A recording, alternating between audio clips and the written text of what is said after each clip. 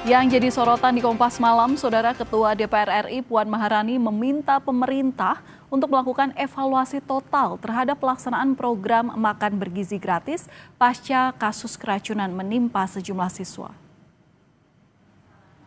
Menurut Puan, hal itu perlu dilakukan agar tidak ada lagi siswa yang dirugikan dalam program MBG. Sebelumnya, siswa di sejumlah daerah diduga keracunan usai menyantap menu makan bergizi gratis.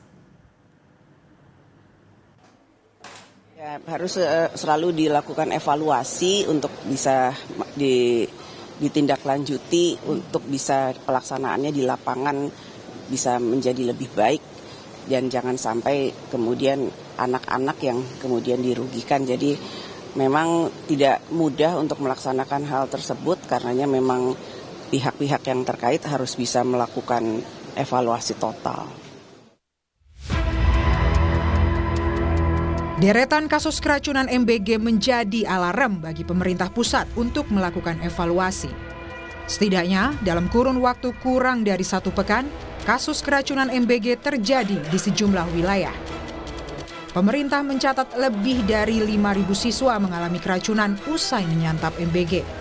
Hal itu disampaikan Kepala Kantor Staf Kepresidenan Muhammad Kodari yang menyebut pemerintah melakukan pencatatan kasus melalui sejumlah badan. BGN 46 kasus keracunan. Ini pasti yang mau tanyakan keracunan kan? Ya. Dengan jumlah penderita 5.080. Ini data per 17 September. Kedua dari Kemenkes 60 kasus dengan 5.207 penderita. Data 16 September. Kemudian BPOM 55 kasus dengan 5.320 penderita, data per 10 September 2025. Nah, tolong teman-teman jangan lihat beda angkanya, ya. Teman-teman jangan ngadu-ngadu nih antar KL ya, setuju ya? Tapi lihat bahwa masalah yang sama dicatat oleh 3 lembaga, bahkan oleh BGN sendiri. Kota Bau-Bau jadi salah satu lokasi kasus keracunan MBG. Kepala Badan Gizi Nasional menyatakan salah satu penyebabnya diduga karena pergantian pemasok bahan baku yang belum siap dan tidak memenuhi standar. Di Bau-Bau itu sudah 8 bulan berjalan. Jadi sebenarnya sudah biasa. Tapi kemarin kejadian karena mendapat informasi baru ganti supplier. Jadi bahan baku yang biasa dipasok oleh supplier yang rutin karena ingin meningkatkan kearifan lokal, diganti oleh supplier lokal yang mungkin belum siap. Jadi kami terus upayakan agar kejadian itu tidak terjadi. Alhamdulillah sampai sekarang Badan Gizi sudah membuat 1 miliar porsi makan. Atau haruslah, itu harus zero incident. Kita kan ingin membuat anak cerdas, sehat, kuat. Ya harus makanannya dikonsumsi dengan baik dan tidak menimbulkan gangguan kesehatan. Saat kejadian, pihak sekolah segera meminta siswa untuk tidak melanjutkan makan. Pihak sekolah pun langsung menghubungi puskesmas terdekat untuk penanganan terhadap siswa. Tiba-tiba ada siswa yang melapor bahwa makanannya, ayamnya tidak enak baunya. Jadi kami guru-guru buka, kan ada berapa omprengan tadi yang sisa kami buka, ternyata betul. Maka serentak saya perintahkan kepada guru-guru supaya masuk di kelas-kelas, hentikan, jangan makan lagi. Seperti itu saja. Tapi ini sudah ada yang terlanjur makan, Bu? Ya, sudah ada yang terlanjur makan, sehingga yang terlanjur makan itu 1 jam kemudian mereka sudah merasa sakit perut. Maka kita evakuasi lah. Sementara untuk kasus keracunan di Garut, Jawa Barat, pihak kepolisian tengah menunggu hasil laboratorium dari sampel makanan yang dikonsumsi siswa. Polisi juga turut memeriksa sejumlah saksi untuk mendalami penyebab utama keracunan. Masih dalam penyelidikan, diduga dari MBG. Cuman kita masih menunggu hasil dari laboratorium. Saat ini sedang melakukan penyelidikan, memeriksa para saksi dan mengirimkan bekas makanan atau muntahan ke laboratorium.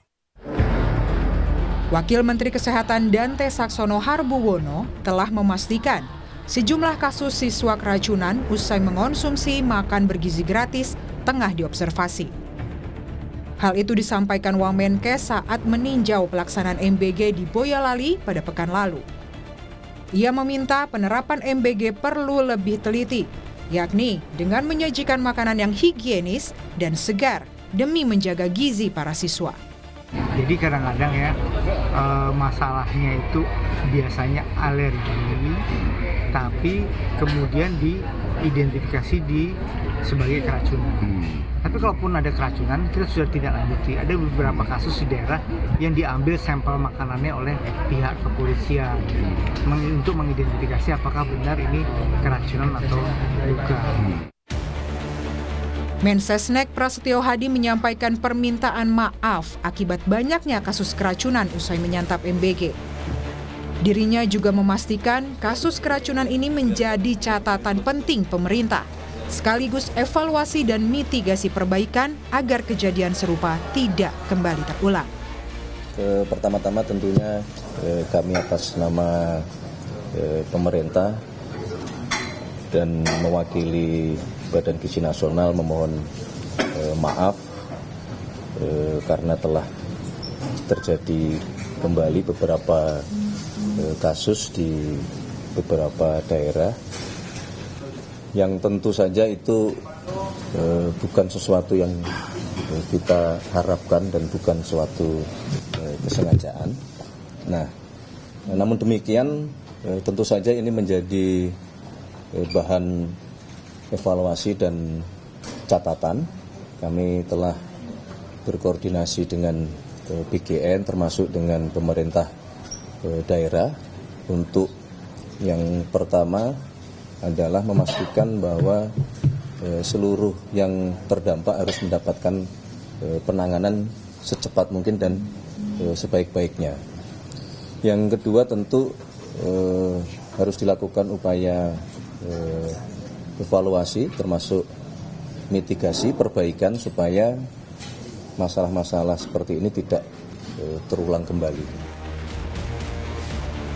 Anggota Komisi 9 dari fraksi PDI Perjuangan, Charles Honoris menyebut, pemerintah perlu memikirkan opsi lain untuk penyajian MBG. Pelibatan kantin sekolah dan komite sekolah dianggap bisa menjadi pilihan untuk penyajian MBG agar menghindari dapur SPPG yang tidak menerapkan SOP dengan ketat. Pemerintah harus memikirkan dan mempertimbangkan opsi lain, misalnya dengan melibatkan kantin sekolah.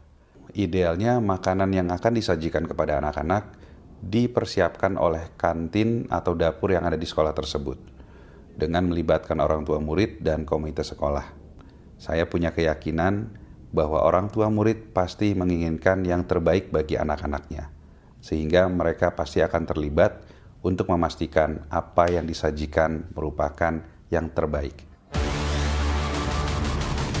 Pemerintah tetap menjalankan program makan bergizi gratis karena meyakini tujuan utamanya yakni meningkatkan gizi anak bangsa dan akan melakukan evaluasi terhadap pelaksanaan MBG agar kejadian serupa tidak terjadi lagi ke depannya. Tim Liputan, Kompas TV.